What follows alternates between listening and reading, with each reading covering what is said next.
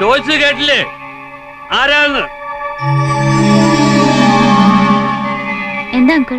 ഞാൻ ഇപ്പൊ കൊണ്ടുവച്ച കുപ്പി കാണുന്നില്ല. എനിക്ക് ഇനിയും കുടിക്കണം. കുപ്പി എവിടെ? അങ്കിൾ, കുപ്പി അവളുമാരെടുത്ത് എറിഞ്ഞതാ. ആ, സാവിത്രിയും സംഗീതയും മർമ്മ ഇനിയും പൂസാന്ന് ഒന്ന് കാണുമല്ലോ എന്നും പറഞ്ഞ് എടുത്തൊരൊറ്റ ഏറ്. ഞാൻ മാത്രമല്ല, അങ്കിളും അവർക്കിപ്പോ ശത്രുവാ. അധികപ്പറ്റ്. പെമ്പിള്ളേർക്ക് ഇത്ര അഹങ്കാരം പാടില്ല. അല്പം കുടിക്കുമെന്ന് വെച്ച് ഫാദർ അല്ലേ, റെസ്പെക്ട് ചെയ്യണ്ടേ? എടി സാവിത്രി, സംഗീതേ, എന്റെ കുപ്പിയുടെ തെരഞ്ഞെടുപ്പ് നിഷേധി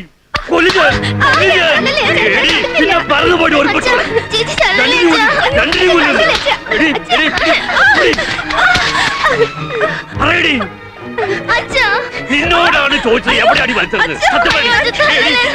മര്യാദയ്ക്ക് സത്യം പറഞ്ഞോ. സത്യം പറഞ്ഞോ. രണ്ടിനെയും കൊന്നുകളഞ്ഞാൽ പണി ഇവിടെ വാ. എന്റെ പെൻഷൻ കാശോടാണ് ഞാൻ കുടിക്കുന്നത്. തികയാത്തിന് മരുമകൾ തരും. ഞാൻ ഇവിടുത്തെ പട്ടിയാലോടി. എവിടെയാണ് കുപ്പി വലിച്ചത്? എനിക്കറിയില്ല. നിനക്ക് അറിയില്ല അല്ലേ? വെറുതെ പാവങ്ങളെ തല്ലി കൊല്ലണ്ട. കുപ്പി എടുത്തെറിഞ്ഞ ഞാനാ.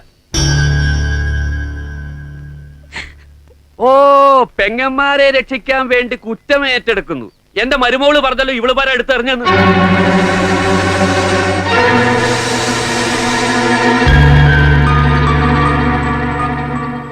പിള്ളേരെ കുപ്പി എടുത്തെറിയുന്നത് നീ കണ്ടോ? കണ്ടു. കണ്ടോടി? കണ്ടോന്ന് ബലപ്പിച്ച് ചോദിച്ചാ ഞാൻ കണ്ടില്ല. മാത്രമല്ല, സഞ്ജു എടുത്ത് എറിയുന്നതും ഞാൻ കണ്ടു.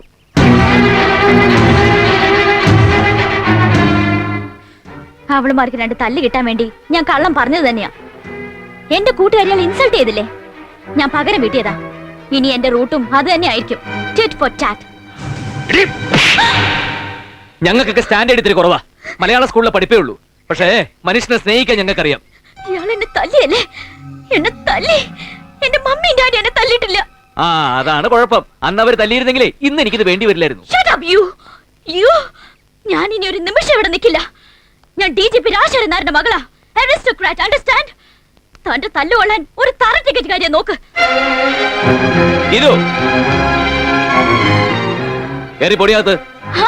സെൽഫിഷ്നെസ്.